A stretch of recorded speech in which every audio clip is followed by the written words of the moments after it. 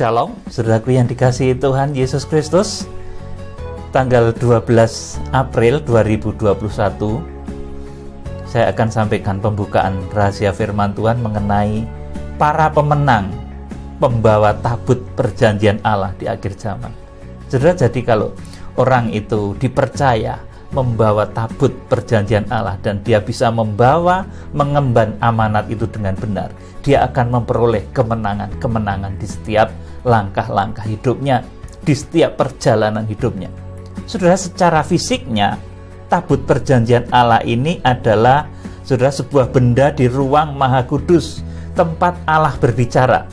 Ini secara fisiknya. Kemudian yang kedua, ini bangsa Israel, ini yang membawa tabut perjanjian dengan benar. Ini juga selalu memperoleh kemenangan dalam setiap langkahnya, dalam setiap perjalanannya. Saudaraku, kemudian yang ketiga, saudaraku, tabut perjanjian apabila diperlakukan tidak dengan layak, ini akan menimbulkan masalah. Seperti Usa yang menyentuh tabut kemudian mati. Kemudian juga, saudaraku, seperti tabut yang dirampas oleh orang Filistin kemudian dibawa ke Dagon, saudaraku, ditempatkan di samping patung Dagon. Kemudian patung Dagon itu, saudaraku, roboh dan pecah, hancur, saudaraku. Kemudian tidak hanya sekedar itu, masyarakat di sekelilingnya, saudaraku, ini terkena wabah penyakit borok waktu itu. 1 Samuel 15 ayat 1 sampai 12. Saudara, sekarang siapa yang dipercaya oleh Tuhan untuk mengangkat tabut perjanjian di akhir zaman ini, saudaraku? Kalau saudara nanti sudah dipercaya oleh Tuhan menjadi bagian dari orang-orang yang mengangkat tabut ini, saudara harus bisa menjaga hidup saudara supaya saudara jangan seperti Usa, mati atau mati rohani bahkan, saudaraku. Kemudian saudara juga jangan memperlakukan tabut itu seperti orang Palestina, saudaraku, yang menempatkan tabut itu di dekat patung Dagon.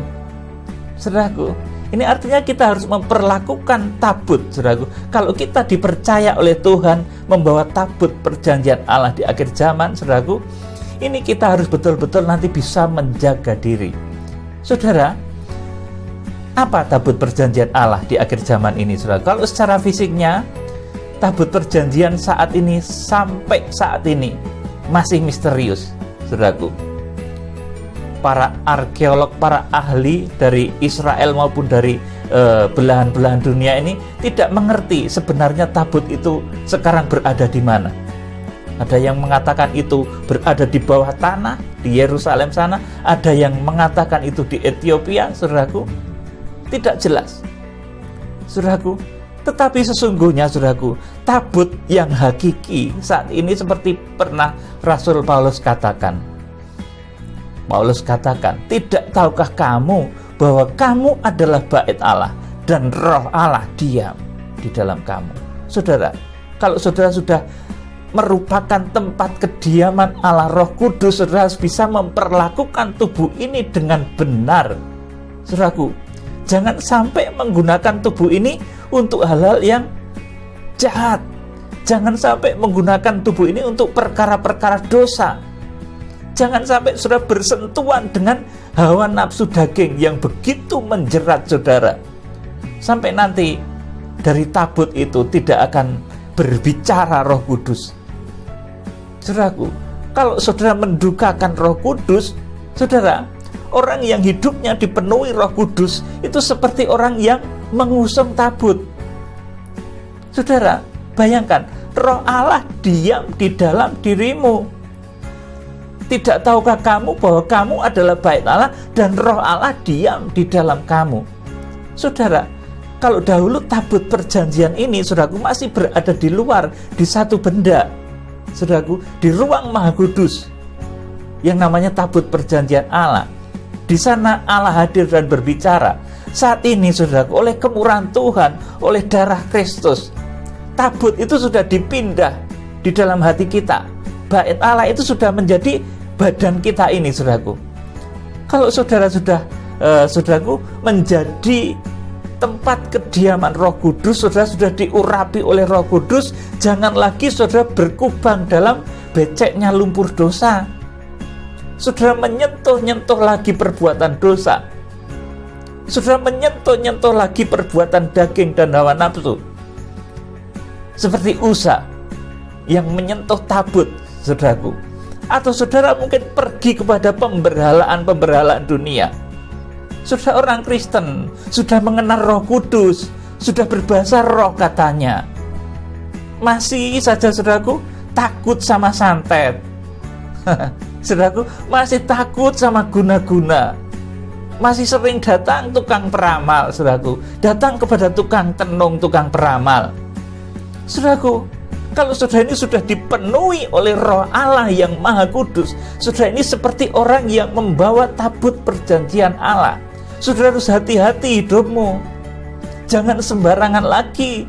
Jangan menyentuh lagi dengan perbuatan-perbuatan daging, hawa nafsu, dan dosa. Nanti Roh Kudus akan berdiam.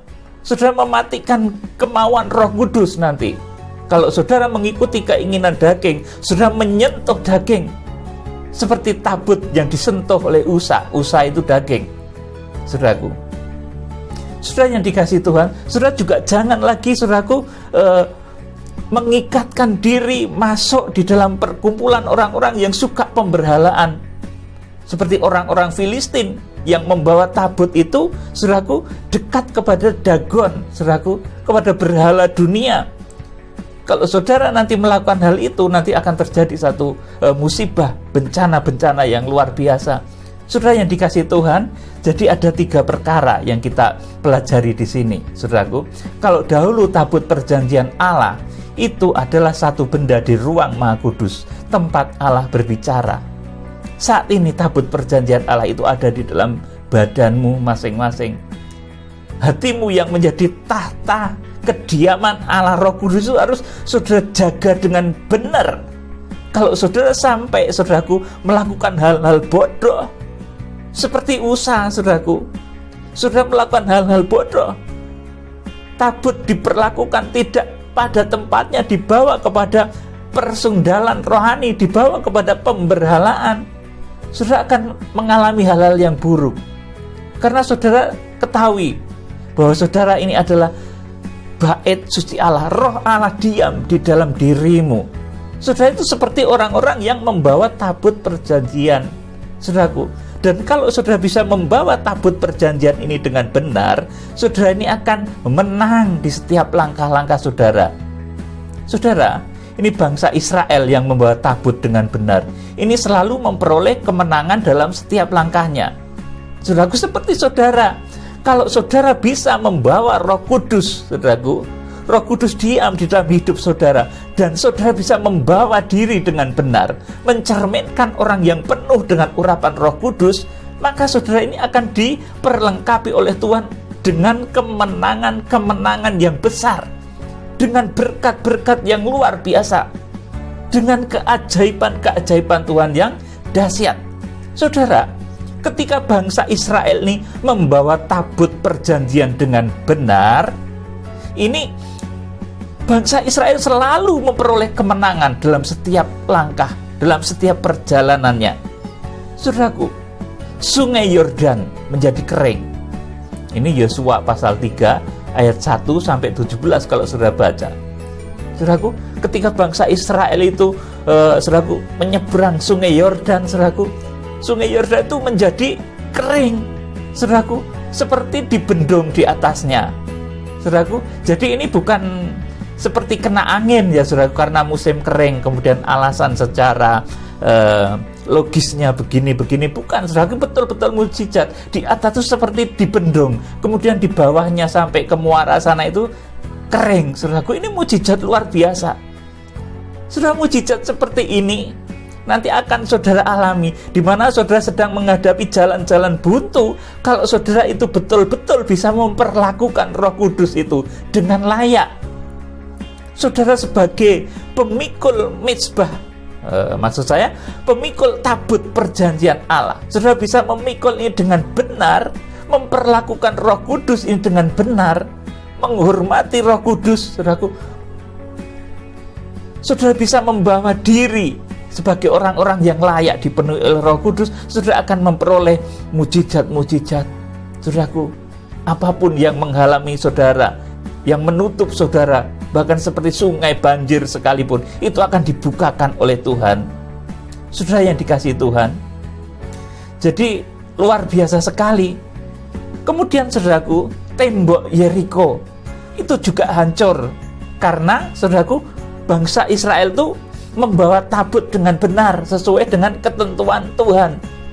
Saudaraku, di mana bangsa Israel berkeliling sambil membawa saudaraku, tabut perjanjian Allah ini. Di depannya kemudian ada saudaraku, imam-imam yang membawa sangkakala, membawa 7 sangkakala.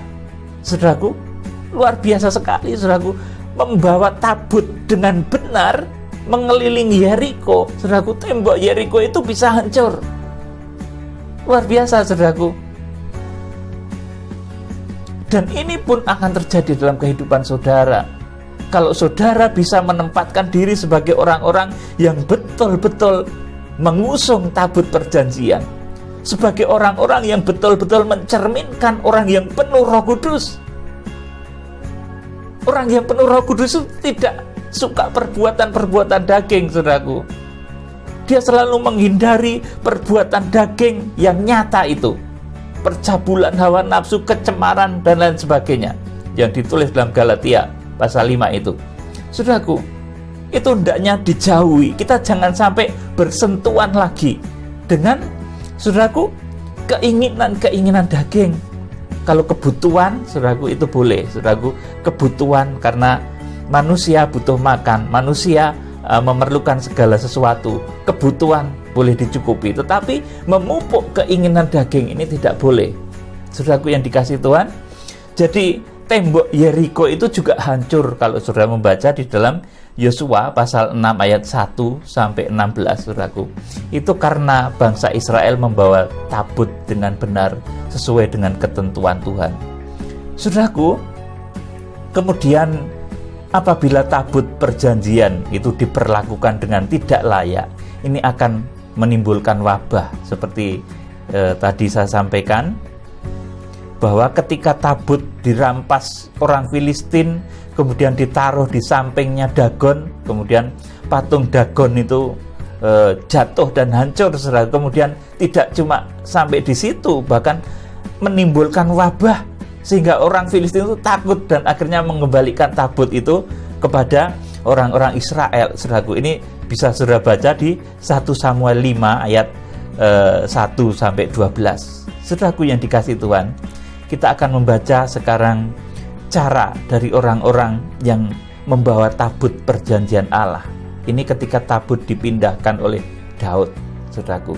Ada yang salah ini, saudaraku, karena ada 2 periode Daud itu memindahkan tabut. Yang pertama itu ada kesalahan, kemudian yang kedua ini benar. Saudara, kita akan baca 2 Samuel 6 ayat 1 sampai 15. Daud mengumpulkan pula semua orang pilihan di antara orang Israel, 30.000 orang banyaknya. Kemudian bersiaplah Daud, lalu berjalan dari Bali Yehuda dengan seluruh rakyat yang menyertainya untuk mengangkut dari sana tabut Tuhan yang disebut dengan nama Tuhan semesta alam yang bertahta di atas kerubim. Kemudian ayat selanjutnya, mereka menaikkan tabut Allah itu ke dalam kereta yang baru. Saudaraku, jadi yang pertama ini Daud membuat kereta baru. Setelah mengangkatnya dari rumah Abinadab yang di atas bukit, lalu Usa dan Ahio, anak-anak Abinadab, mengantarkan kereta itu. Usa berjalan di samping tabut Allah itu, sedangkan Ahio berjalan di depan tabut itu. Daud dan seluruh kaum Israel menari-nari di hadapan Tuhan dengan sekuat tenaga, diiringi nyanyian, kecapi, gambus, rebana, kelentung, dan ceracap. Ayat 6. Ketika mereka sampai ke tempat pengirikan Nahom, maka Usa mengulurkan tangannya kepada tabut itu, lalu memegangnya, karena lembu-lembu itu tergelincir. Ayat 7, maka bangkitlah murka Tuhan terhadap Usa, lalu Allah membunuh dia di sana, karena keteledorannya ia mati di sana dekat tabut Allah itu. Amin, saudaraku. Jadi ini pertama, cara Daud membawa tabut perjanjian ini keliru. Seharusnya itu, saudaraku, dipanggul ya, saudaraku, tetapi dinaikkan kereta, sehingga suatu ketika keretanya ini miring, kemudian jomplang, saudaraku, lembu-lembu itu tergelincir. Usa kemudian terpaksa menyentuh tabut itu, tetapi itu, saudaraku, tidak dibenarkan oleh Tuhan, dan akhirnya Usa mati karena melakukan kesalahan itu. Saudaraku yang dikasihi Tuhan, kemudian ayat 7 ini perhatikan baik-baik. Maka bangkitlah murka Tuhan terhadap Usa, lalu Allah membunuh dia di sana, karena keteledorannya itu ia mati di sana dekat tabut Allah itu, saudaraku. Jadi, saudaraku, untuk membawa tabut Allah ini harus benar. Orang yang diurapi Allah, yang dipenuhi Allah dengan Roh Kudus itu harus bersikap benar. Jangan lagi, saudaraku, bersinggungan, jangan lagi menyentuh perbuatan-perbuatan dosa. Nanti akan mati rohani. Kalau sekarang ya mungkin secara jasmani tidak langsung mati, tapi akan mati rohani, akan mengalami kekeringan, saudaraku, di dalam rohaninya. Jadi orang yang dipenuhi Roh Kudus itu betul-betul harus bisa menjaga sikapnya, perilakunya, supaya tidak bersentuhan lagi dengan keinginan hawa nafsu, daging, dan dosa. Saudaraku, ini makna yang tersirat dari kematian Uza. Saudaraku yang dikasihi, ayat yang ke-7 ini, maka bangkitlah murka Tuhan terhadap Uza. Tuhan ini murka karena tidak seharusnya tabut dibawa begitu. Akibat kesalahannya itu, saudaraku, kemudian saudaraku, Uza meninggal, Uza mati. Kemudian ini anehnya, saudaraku, ayat 8, perhatikan baik-baik. Daud menjadi marah. Tuhan menjadi marah, Daud pun jadi marah, saudaraku. Ini emosinya manusia Daud pada saat itu, saudaraku. Daud menjadi marah karena Tuhan telah menyambar Usa demikian hebatnya, maka tempat itu disebut orang Peres Usa sampai sekarang. Saudaraku, jadi Daud, saudaraku, Tuhan ini tidak berkenan karena cara mengangkat tabut ini nggak benar. Harusnya dipikul, tetapi saudaraku dinaikkan kereta supaya lebih enak. Maksud Daud itu begitu, saudaraku. Dan akibat dari keteledoran itu, saudaraku, Usa mati. Dan karena Usa mati ini, saudaraku, ini Daud pun marah sama Tuhan, saudaraku. Ini aneh, saudaraku. Daud juga unsur manusiawinya muncul pada saat itu, saudaraku. Daud menjadi marah karena Tuhan telah menyambar Usa. Jadi Usa itu disambar oleh api Tuhan dan mati pada saat menyentuh tabut itu. Saudaraku yang dikasihi Tuhan, jadi kita harus berhati-hati sekali. Kalau saudara sudah dipenuhi oleh Roh Kudus, saudara itu ibarat memikul tabut perjanjian Allah. Di dalam diri saudara ini ada Roh Allah. Hidup saudara ini membawa tanggung jawab berat, karena di dalam hidupmu ada Roh Allah. Di dalam hidupmu ada tabut perjanjian Allah. Saudara ini membawa tanggung jawab surgawi yang berat. Jangan lagi, saudaraku, menjadi batu sandungan. Jangan lagi, saudaraku, berbuat dosa. Jangan lagi, saudaraku, berkumpul, saudaraku, dalam perkumpulan-perkumpulan Baal. Saudaraku yang dikasihi Tuhan, jadi Daud pun marah karena Tuhan telah menyambar Usa demikian hebatnya. Maka tempat itu disebut Peres Usa sampai sekarang. Ayat 9, pada waktu itu Daud menjadi takut kepada Tuhan. Lalu katanya, bagaimana tabut Tuhan itu dapat sampai kepadaku? Karena begitu susahnya, saudaraku. Bagaimana bisa membawa tabut ini, saudaraku?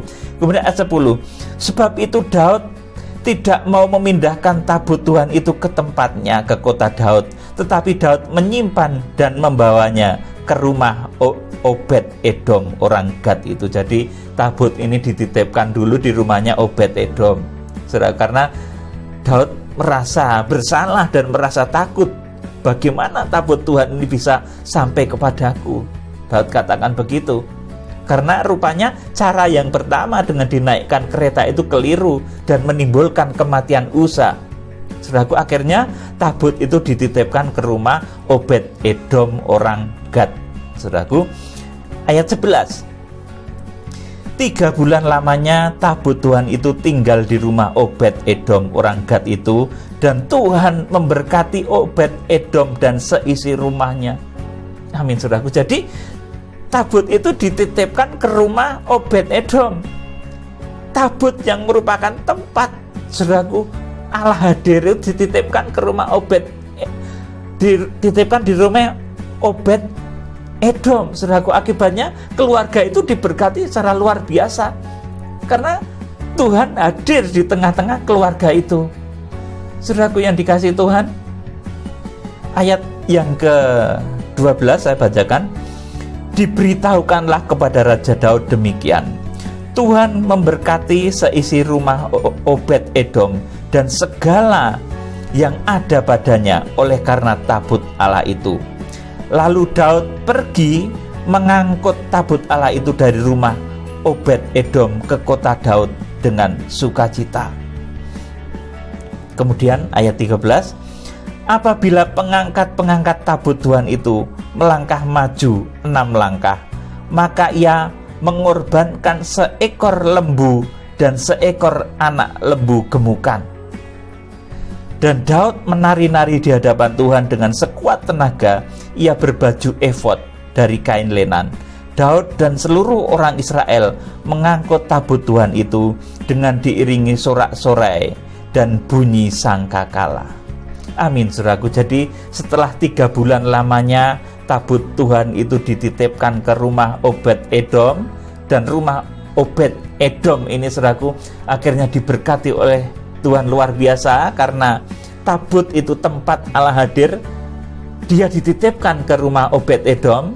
Kemudian, saudaraku, akhirnya Daud mengerti cara untuk membawa tabut perjanjian ini dengan benar. Saudaraku, kemudian dibawa oleh Daud tabut ini dengan benar. Ayat yang ke-12 saya bacakan lagi. Diberitahukanlah kepada Raja Daud demikian, Tuhan memberkati seisi rumah Obed Edom dan segala yang ada padanya oleh karena tabut Allah itu. Lalu Daud pergi mengangkut tabut Allah itu dari rumah Obed Edom ke kota Daud dengan sukacita. Prosesnya perhatikan. Apabila pengangkat-pengangkat tabut Tuhan itu melangkah maju 6 langkah, maka ia mengorbankan seekor lembu dan seekor anak lembu gemukan. Amin. Saudaraku, kalau yang pertama tadi, langkah yang keliru itu ketika Daud membawa tabut perjanjian itu dengan kereta. Sekarang dengan pengangkat dengan orang, akhirnya dipikul, saudaraku, tabut itu dengan cara yang benar. Akhirnya ini Tuhan berkenan. Dan ini pun, saudaraku, luar biasa caranya. Apabila pengangkat tabut itu melangkah maju 6 langkah, maka ia mengorbankan seekor lembu dan seekor anak lembu gemukan. Jadi 2 lembu dipersembahkan setiap 6 langkah, saudaraku, membawa tabut. Luar biasa. Saudaraku, Daud tuh kalau marah itu malah begitu, saudaraku. Saya juga jadi ketawa ini, saudaraku. Kalau saudara kalau marah, wis nggak mau persembahan lagi, saudaraku. Tapi kalau Daud nih nggak habis marah sama Tuhan tadi karena kematian Uza, saudaraku. Habis marah itu Daud itu malah semakin luar biasa kecintaannya kepada Tuhan itu, saudaraku. Marahnya itu bukan membuat dia itu berbuat dosa, tetapi marahnya Daud ini, saudaraku, di sini dikatakan apabila pengangkat tabut itu melangkah maju 6 langkah, maka ia mengorbankan seekor lembu dan seekor anak lembu gemukan. Saudaraku, rumah Obed Edom dengan tujuan dari tabut perjanjian ini kira-kira 15 km kalau sekarang, saudaraku. 15 km itu berapa langkah, saudaraku? Banyak sekali, saudaraku. Dan setiap 6 langkah itu beleh sapi 2. Saudaraku, bayangin saudaraku, Daud ini kalau marah itu malah dahsyat, semakin dahsyat saudaraku. Pengorbanannya kepada Tuhan itu semakin luar biasa saudaraku. Oh Tuhan, kemarin saya marah, akhirnya malah melakukan hal yang seperti itu. Ini marahnya Daud saudaraku.